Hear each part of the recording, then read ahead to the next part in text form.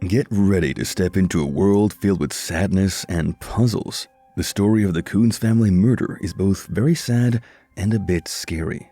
As we look closely at what happened, we start to see some things that might surprise us. Could things like a history of mental struggles or being mixed up with illegal drugs have caused one of their family members to do something really terrible? Let's explore the different parts of this story together and try to understand the secrets that might be hidden below the surface. Are you ready? Welcome back to our channel, Crime Mystic. In today's video, we will look into the story of the murder of the 6 members of the Kunz family. Let's dive in. The Kunz family lives a simple and remote life in Athens, Wisconsin.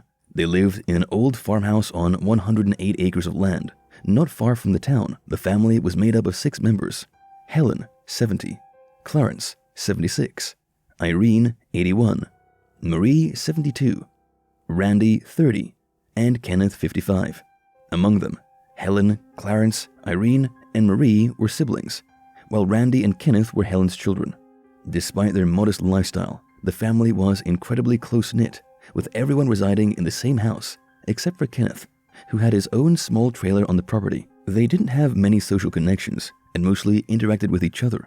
Kenneth was the only one who regularly interacted with the outside world, working as a milk pasteurizer at the Kraft Inc. cheese factory for an impressive 35 years. However, a shocking event shook their secluded lives on the morning of July 5th, 1987. Kenneth returned home to find his family members dead. The scene was tragic and disturbing. His Aunt Marie was at the entrance. Randy lay on the kitchen floor with signs of a struggle. Irene was seated, and Clarence was in bed. All of them had been shot in the head with a .22 caliber gun in what seemed like a deliberate execution. The house contained 8 shell casings and several bullets, pointing to a violent event. To make matters even more puzzling, there were unfamiliar tire marks near the property's garden. Adding to the mystery, Kenneth's mother Helen was nowhere to be found. The shocking and tragic incident left the once close family devastated and the community in shock. Now the big question we're delving into is, what exactly unfolded on that fateful day, leading to the heartbreaking loss of all 6 members of the Kunz family?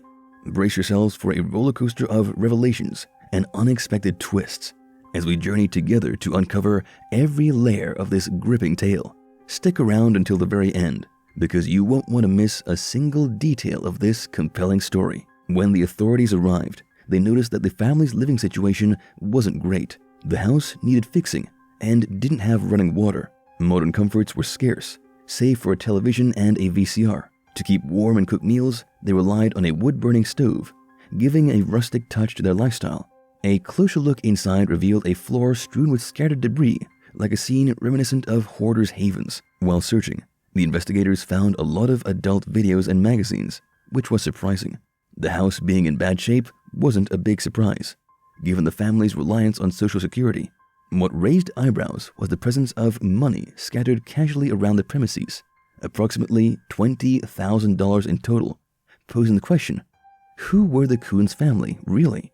The pieces of the puzzle were starting to intrigue many, sparking curiosity about the true nature of this unique household. The Kunz family had a wild history that began with their parents, Anna and Ignatus, way back in 1905. The parents lived with Ignatus' mother, Mary. The story takes a dark turn when Anna comes home one day to a tragic discovery.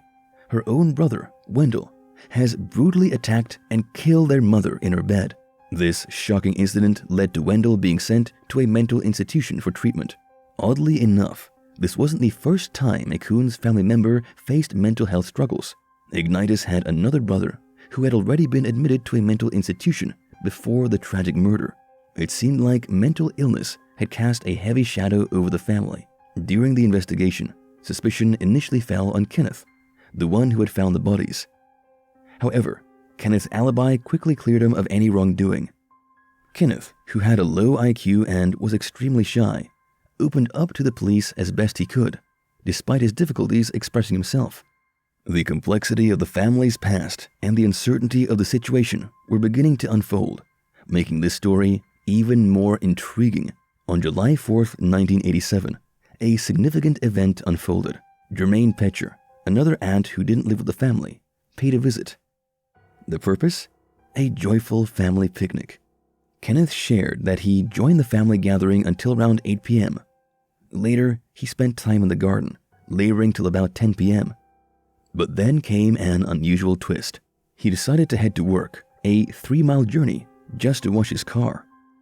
Strangely, this was a common habit for him. After wrapping up, he took a detour to a nearby bar. Along the way, he bought fireworks. Then, choosing to rest, he slept in his car before returning home around 5 a.m. Here's where the puzzle deepens. The sheriff's estimate pointed to the murders occurring between 10:30 and 11 p.m. Although the exact time of death wasn't yet official from the coroner, it seemed Randy's car was positioned near the garden, different from where Kenneth usually parked. Intriguingly, the tire tracks left in the vicinity didn't match Kenneth's car. With scarce evidence at hand, police shifted their focus to Helen, the missing family member. The plot was thickening, leaving authorities uncertain about Helen's role, victim or possibly involved. The layers of this story were unveiled, adding to its captivating intrigue. Kenneth firmly believed his mother wouldn't go anywhere alone. She wasn't accustomed to venturing into town solo, and whether she even knew how to drive was uncertain. Whenever she needed to go to town, Randy was her constant companion, waiting patiently in the car while she attended to her errands. Germaine, Helen's sister, shared that on the day of the picnic, Helen displayed no unusual behavior. Germaine reasoned that if Helen had something sinister planned, there should have been signs of nervousness or anxiety. However, as the theory of Helen's involvement started gaining ground, a significant revelation emerged. Gail and David Wheeler, proprietors of Weiler's hardware store, stepped forward with intriguing information. 3 weeks before the tragedy, Helen visited their store to order a toaster. But what caught their attention was her decision to purchase .22 caliber bullets. Gail remembered this visit was quite unlike the Helen they knew, usually quiet and pleasant. On that day, Helen expressed frustration with her family, highlighting how they spent their days watching inappropriate movies at home. She seemed agitated and angry about the situation. Helen's reason for buying the bullets was to deal with bothersome blackbirds on their property. Although the interaction was peculiar, Gail didn't think much of it until she learned about the murders. She then contacted the police. The following Monday, the police discovered a rifle of a similar caliber in the home. However, cobwebs in the barrel indicated it hadn't been used recently. The extent of Helen's involvement remained uncertain, but the community rallied together, creating shirts and buttons and forming search parties to locate her. Despite the uncertainty, the community's determination to uncover the truth remained steadfast. Unfortunately, Helen would turn up 9 months later, about 19 miles from the home in a frozen creek. She too had been shot in the head. This discovery left investigators with a new question. Was Helen held captive and killed? There was always rumors speculating that the Kunz family was practicing not only familial relations, but romantic as well. This originally started in 1933, when Helen fell pregnant with Kenneth at just 15. She claimed she was sexually assaulted by a neighboring farmer named Frank Gums, who was ultimately convicted of the charge and sentenced to prison time. Helen had a very close relationship with her brother Clarence, who many speculated was the actual father of the child. The rumors about Kenneth's parentage didn't fall short of the family either, with Kenneth even confirming that he was told Clarence was his father. Kenneth was also led to believe Clarence may also be Randy's father, since no one was written on the birth certificate, but he stated he didn't truly know who either of their fathers were up until the murder. Helen also reportedly slept in the same bed as Randy, while Clarence, Irene, and Marie all slept in the living room together.